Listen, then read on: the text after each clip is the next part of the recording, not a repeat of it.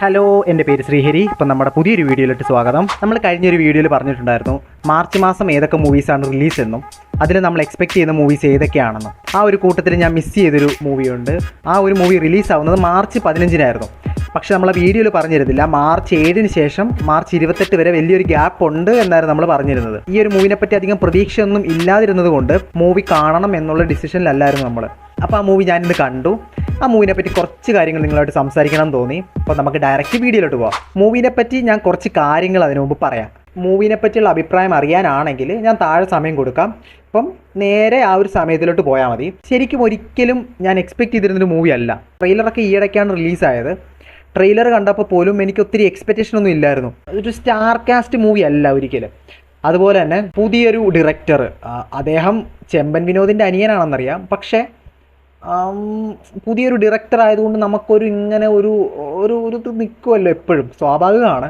അങ്ങനെ ഒരു എക്സ്പെക്റ്റേഷനാണ് എനിക്ക് ഈ മൂവിയോട് ഉണ്ടായിരുന്നത്. പിന്നെ ട്രെയിലർ വന്നു കഴിഞ്ഞ് കണ്ടപ്പോൾ കുഴപ്പമില്ല എന്ന് തോന്നി. അതുപോലെ തന്നെ പൈസ ഉണ്ടെങ്കിൽ ഒന്ന് പോയി നോക്കാം എന്നുള്ള പ്രതീക്ഷയിലായിരുന്നു. സത്യം പറഞ്ഞ് ഇന്ന് അൺഎക്സ്പെക്റ്റഡ് ആയിട്ടാണ് ആ മൂവി കണ്ടത്. ഞാൻ സ്ഥിരം പോകുന്ന തിയേറ്ററിൽ ആ ഷോ ഇല്ലായിരുന്നു. പിന്നെ എനിക്ക് ഇഷ്ടമില്ലാത്തൊരു തിയേറ്ററിൽ പോയിട്ടാണ് ഞാൻ ആ ഒരു മൂവി കണ്ടതും. അതും രാത്രി 9:15 ഷോ ആയിരുന്നു.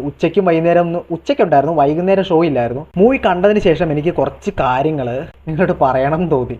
അങ്കമാലി ഡയറീസ് മൂവിയില്ലേ, അതിലെ കുറേ ആൾക്കാരൊക്കെ ഉണ്ട്. അവരുടെ പേര് എനിക്ക് സത്യം പറഞ്ഞാൽ കറക്റ്റായിട്ട് അറിയത്തില്ല. അതിൻ്റെ പേര് ഇനി പൊങ്കാല ഇടരുത്. പേര് കറക്റ്റായിട്ട് അറിയില്ല. അവരുടെ ക്യാരക്ടറിനെയും അറിയാം. അതിനെപ്പറ്റി ഞാൻ വരാം.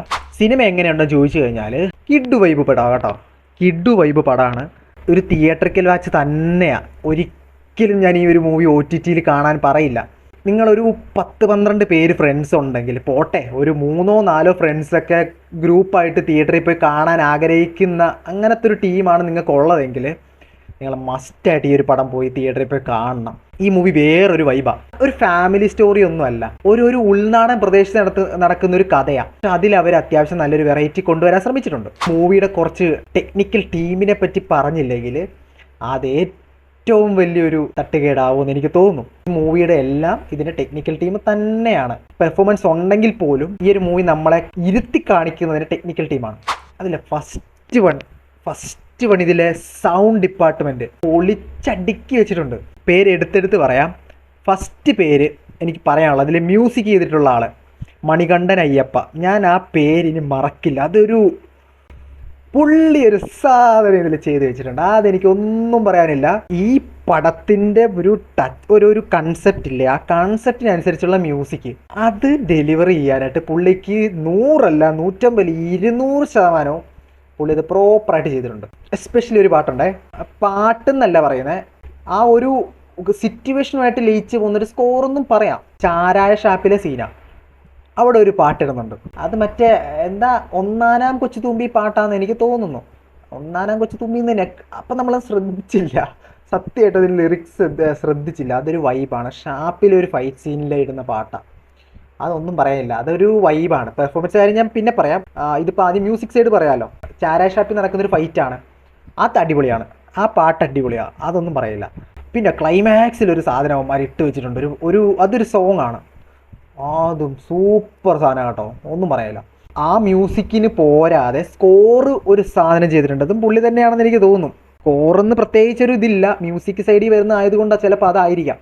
ഒരു പോലീസ് സ്റ്റേഷൻ ഫൈറ്റ് ഇതിലൊരു ഏറ്റവും ഇമ്പോർട്ടൻ്റ് ആയിട്ടുള്ളൊരു സീനാണ്. പോലീസ് സ്റ്റേഷനിലെ ഫൈറ്റ്, അതുമായിട്ട് സംഭവങ്ങളൊക്കെ എക്സ്പെക്ട് ചെയ്തതിൻ്റെ അപ്പുറം എനിക്ക് തന്നിട്ടുണ്ട്. സൗണ്ട് ഡിസൈനും സൗണ്ട് മിക്സിങ്ങും സൂപ്പർ നല്ല. അതൊക്കെ വേറെ വൈബാണ്. വേറൊരു കൺസെപ്റ്റ്. ഇതൊക്കെ എങ്ങനെ ഇവർ ആ ഐഡിയ ഒക്കെ മനസ്സിൽ വരുന്നത്, ഞാൻ സത്യസന്ധമായിട്ട് പറഞ്ഞാൽ ഞാൻ അതൊക്കെ ആലോചിച്ചു. ഒരു സ്കോർ ഉണ്ടാക്കണമെങ്കിൽ, ഒരു മ്യൂസിക് സൈഡൊക്കെ ചെയ്യണമെങ്കിൽ നമുക്ക് എന്തെങ്കിലും ഒരു ഐഡിയ വേണ്ടേ? ഡയറക്ടർ ഇന്ന ഒരു സംഭവം പറഞ്ഞെന്ന് പറഞ്ഞാലും നമ്മളതിനെ ഡെവലപ്പ് ചെയ്തൊരു ത്രൂ ഔട്ട് ഒരു 2-2.5 മണിക്കൂർ ഈ സാധനം ഇട്ട് പിടപ്പിക്കണ്ടേ? ഇതെങ്ങനെ വരുന്നടേ ഈ സാധനമൊക്കെ? അതിൻ്റെ ഒരു ഫ്ലോയിൽ പുള്ളി നല്ല വെടിപ്പായിട്ട് ചെയ്തിട്ടുണ്ട്. ആൾക്കാരുടെ പേര് ഞാൻ പറയാം. സൗണ്ട് ഡിസൈൻ ചെയ്തിരിക്കുന്നത് അരുൺ PA. അത് പുള്ളിപ്പൊളിയാണ്, അടിപൊളി, ഒന്നും പറയില്ല. പിന്നെ സൗണ്ട് മിക്സിങ് ചെയ്തിരിക്കുന്നത് നമുക്കറിയാം, കണ്ണൻ ഗണപത്ത്. അതൊരു എക്സ്പീരിയൻസ് ആയിട്ടുള്ള ആളാണ്. അരുൺ PA ഞാൻ ഇപ്പോഴാണ് കേട്ടോ കേൾക്കുന്നത്. തെറ്റുണ്ടെങ്കിൽ ക്ഷമിക്കുക. ഞാൻ ഇപ്പോഴാണ് പേര് കേൾക്കുന്നത്. എക്സ്പീരിയൻസ്ഡ് ആണോ എന്ന് എനിക്കറിയില്ല. ഒരു പോർഷനിൽ എൻ്റെ മനസ്സിലിങ്ങനെ വന്നു, ഇവരല്ല നായകൻ, അവനാണ് നായകൻ, അങ്ങനെ ഒരു സാധനം വന്നു. അപ്പോൾ അവിടെ ഒരു സാധനം പിടപ്പിച്ച് പുള്ളി അത് ആ കറക്റ്റ് ആ സാധനം പറയുകയും ചെയ്തു, ആ ഒരു വേർഡ് പറയുകയും ചെയ്തു. ഇൻട്രോ അല്ല, ഒരു റീബർത്ത് എന്ന് പറയുന്ന പോലത്തെ ഒരു സെറ്റപ്പിൽ ഒരു സാധനമൊക്കെ ചെയ്ത് വെച്ചാൽ അടിപൊളിയാണ്. സെക്കൻഡ് എടുത്ത് പറയേണ്ടത് അതിൻ്റെ സിനിമാറ്റോഗ്രാഫി ആൻഡ് എഡിറ്റിംഗ് രണ്ടും ഒരുമിച്ച് പറയാമല്ലോ, വിഷ്വൽ സൈഡ് അല്ലേ.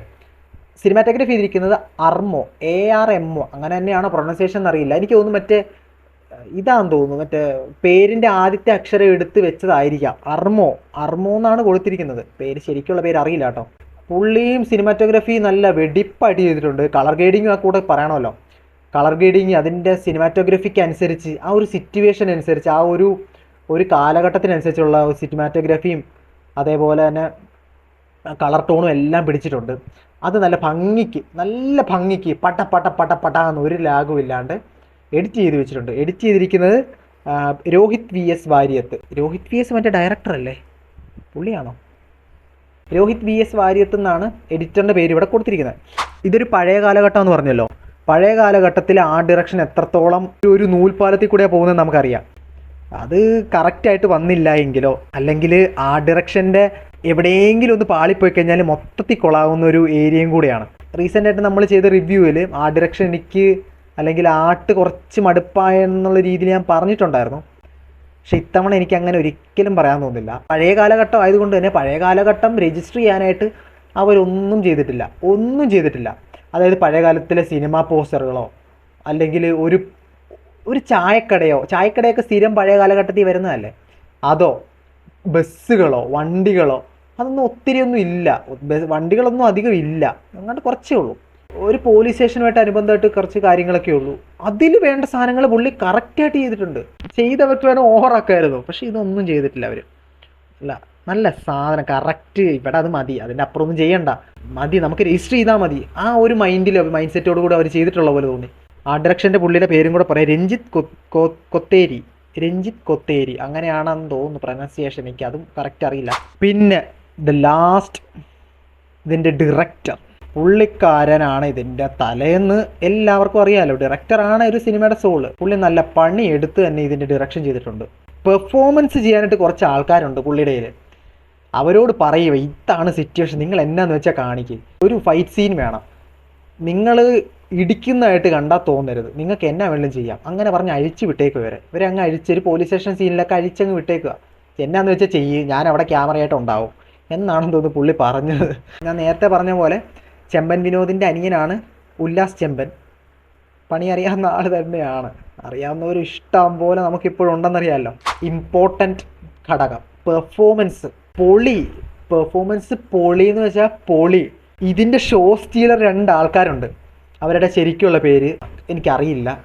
നമ്മുടെ ക്യാരക്ടർ നെയിം പറയാം, അങ്കമാലി ഡയറീസിലെ മരംകൊത്തി സിജു എന്നാണ് പുള്ളിയുടെ ക്യാരക്ടറിൻ്റെ പേര്. പുള്ളിക്കാരൻ ശരിക്കുള്ള പേര് എനിക്കറിയില്ല.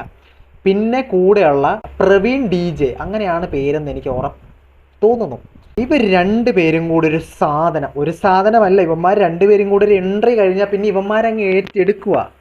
ഇതാണ് ഇനി ഇവന്മാരുടെ പരിപാടിയാണ്, നിങ്ങൾ ഇച്ചിരി സൈഡ് അയക്കോ എന്ന് പറയുന്ന ടൈപ്പ് ഒരു പെർഫോമൻസാണ്. ഞാൻ നേരത്തെ പറഞ്ഞൊരു ചാരായ ഷാപ്പിലെ ഫൈറ്റ് സീനില്ലേ, അത് ഇവന്മാരുടെ നേതൃത്വത്തിലാണ് നടക്കുന്നത്. അതിലൊരുത്തൻ ഡാൻസറാണ്. ഇവന് ഡാൻസിനിടയ്ക്ക് അവൻ ഇടിക്കുന്ന കുറേ സീനുകളുണ്ട്. ഇടിക്കുന്ന സീനുകളല്ല, ഡാൻസിനിടയ്ക്കാണ് അവനെ ഫൈറ്റ് കൺട്രോൾ ചെയ്യുന്നത്. അത് നല്ല വെടിപ്പായിട്ട് ഒട്ടും മോശം വരാതെ ഒരു മൈക്കിൾ ജാക്സൺ റെഫറൻസിൽ ഒരു സാധനമൊക്കെ കൊടുക്കുന്നുണ്ട്, പെടപ്പിച്ച് വിടുന്നുണ്ട് എന്ന് തന്നെ പറയാം. വലിയ ഫിസിക്കുള്ളവന്മാരൊന്നും അല്ല, പക്ഷേ അവന്മാരുടെ ക്യാരക്ടറൈസേഷനിലുണ്ട്. ഇവന്മാർ ഇങ്ങനെയുള്ളവന്മാരാ പക്കാ പെർഫെക്റ്റ് ആയിട്ട് കൊടുത്തിരിക്കുന്നത് കൊണ്ട് നമുക്കത് ജസ്റ്റിഫൈഡ് ആണ്. അവന്മാരുടെ ഇടുക്കി ഒരു ജെനുവിനിറ്റി ഉണ്ട്. ഇത്രയും ലോക്കൽ ടീംസാണ്, ഫിസിക്കൊക്കെ ഒരു ലോക്കൽ പോലെയല്ലേ. ഇവന്മാരാണ് ആ ഒരു തിയേറ്ററിൽ. ഞാൻ പോയ തിയേറ്റർ അത്യാവശ്യം ഹൗസ്ഫുള്ളായിരുന്നു. അത് നല്ല വൈബാക്കി കൊണ്ടുപോയത് ഇവന്മാർ തന്നെയാണെന്ന് തന്നെ എടുത്ത് പറയണം. അമ്മമാർ ക്യാരക്ടറിൻ്റെ പേരൊന്നും അറിയില്ല, ഗില്ലിപ്പിള്ളേരാ, എന്താ ഗില്ലാടികളോ അങ്ങനെ എന്തൊക്കെ പറയുന്നുണ്ട്. പിന്നെ ചെമ്പൻ വിനോദിയേട്ടൻ സൂപ്പർ ക്യാരക്ടറാണ്. പുള്ളിക്കാരനാണ് സിനിമയിൽ ഉടനീളം ആക്ട് ചെയ്തിരിക്കുന്നത്. ഒട്ടുമിക്ക സീനുകളിലും പുള്ളിയുണ്ട്. പുള്ളിക്കാരൻ്റെ ക്യാരക്ടറിനെ നല്ല വെടിപ്പായിട്ട് ചെയ്തിട്ടുണ്ട്. പിന്നെ പറയേണ്ടത് മണികണ്ഠനാചാരി. പുള്ളിയുടെ ഒരു ക്യാരക്ടറൊക്കെ ഉണ്ട്. പുള്ളിക്കാരൻ്റെ യൂഷ്വൽ സാധനമൊക്കെ ഇല്ല, മറ്റേ ഡയലോഗുകളിലെ മറ്റേ ഒരു സംഭവമൊക്കെ കൊണ്ടുവരുമല്ല. ഇവിടെ പുള്ളിക്കാരൻ ഡയലോഗ് ഉണ്ട്. ഒരു പാസ്റ്റ് പോർഷനിലും പ്രസൻറ്റ് പോർഷനിലും രണ്ട് മോഡുലേഷനാണ് അതൊക്കെ നല്ല ഭംഗിക്ക് ചെയ്തിട്ടുണ്ട്. രണ്ട് ക്യാരക്ടേഴ്സ് എന്ന് നമുക്ക് തോന്നുന്നു, രണ്ട് സഡൻ ചേഞ്ചൊക്കെയാണ്. പിന്നെ ജോജിയിലെ നമ്മുടെ ജോജി മുണ്ടക്കയം, പുള്ളിക്കാരനും നല്ല ക്യാരക്ടറാണ്. പുള്ളിക്കാരൻ്റെയൊക്കെ ഒരു ചേഞ്ച് ഉണ്ട് കേട്ടോ. അതൊക്കെ നല്ല സിനിമയ്ക്ക് വേണ്ട ടൈപ്പ് ഒരു സംഭവങ്ങളൊക്കെ കൊടുത്തിട്ടുണ്ട്. മേഘ തോമസ്, ഭീമൻ്റെ വഴി സിനിമ കണ്ടതായിരിക്കുമല്ലോ, ആ മൂവിയിൽ നായിക. മെറിൻ ഫിലിപ്പ്, ഇവരുടെയൊക്കെ ക്യാരക്ടേഴ്സ് നല്ലതായിട്ടുണ്ട്. അതൊക്കെ എടുത്തു പറയേണ്ടതാണ്, നല്ല രീതിക്ക് ചെയ്തു വെച്ചിട്ടുണ്ട്. പിന്നെ ഒരു കൊച്ചിൻ്റെ ഒരു ക്യാരക്ടറുണ്ട്, അതാണേലും നല്ലതാണ്. ശ്രീജിത്ത് രവിയുടെ പെർഫോമൻസ് നല്ല. അങ്ങനെ കുറേ പേരുണ്ട്, പേരൊക്കെ എല്ലാവരും എടുത്തെടുത്ത് പറയുകയാണെങ്കിൽ ഒത്തിരി ലെങ്തായി പോകും. പെർഫോമൻസ് ചെയ്തിട്ടുള്ള എല്ലാവരും നല്ല രീതിയിൽ ചെയ്തിട്ടുണ്ട്, അവരുടേതായ ഒരു സാധനം കൊടുത്തിട്ടുണ്ട്, സിനിമയ്ക്ക് വേണ്ട ഒരു സാധനം കൊടുത്തിട്ടുണ്ട്, നമുക്കത് മതി. ഞാൻ വിക്കിപീഡിയയിലൊക്കെ നോക്കി കാസ്റ്റിൽ ഇവന്മാരുടെ പേര്, വിക്കിപീഡിയയിൽ ഈ മൂവിനെ പറ്റി ഒരു സംഭവമേ ഇല്ല, കൊടുത്തിട്ടില്ല. അതെന്ത് പരിപാടിയാണ്? സിനിമേനെ പറ്റി ഒരു സംഭവം കൊടുക്കണ്ടേ? സ്റ്റാർ കാസ്റ്റും കാര്യങ്ങളൊന്നും അല്ലെങ്കിൽ പോലും ഒരു മൂവിയല്ലേ, അതിനെപ്പറ്റി അറിയാനായിട്ട് ആഗ്രഹമില്ലേ? മൂവി ഇറങ്ങിക്കഴിഞ്ഞിട്ടും അതിനെപ്പറ്റി വന്നില്ല എന്ന് കാണുമ്പോൾ ഒരു സങ്കടം. ഓവറോൾ പറയാനാണെങ്കിൽ പടം മസ്റ്റ് തിയേറ്ററിക്കൽ വാച്ച്. ഇത്തരത്തിലുള്ള മൂവീസ് കാണാൻ ആഗ്രഹിക്കുന്നവരാണെങ്കിൽ തിയേറ്ററിൽ തന്നെ പോയി കാണണം. OTTയിൽ വന്നിട്ട് കാണാം എന്നുള്ളൊരു സംഭവത്തിൽ ഇരുന്ന് കഴിഞ്ഞാൽ അതിൻ്റെ ഒരു എഫക്റ്റും കിട്ടിയെന്ന് വരില്ല.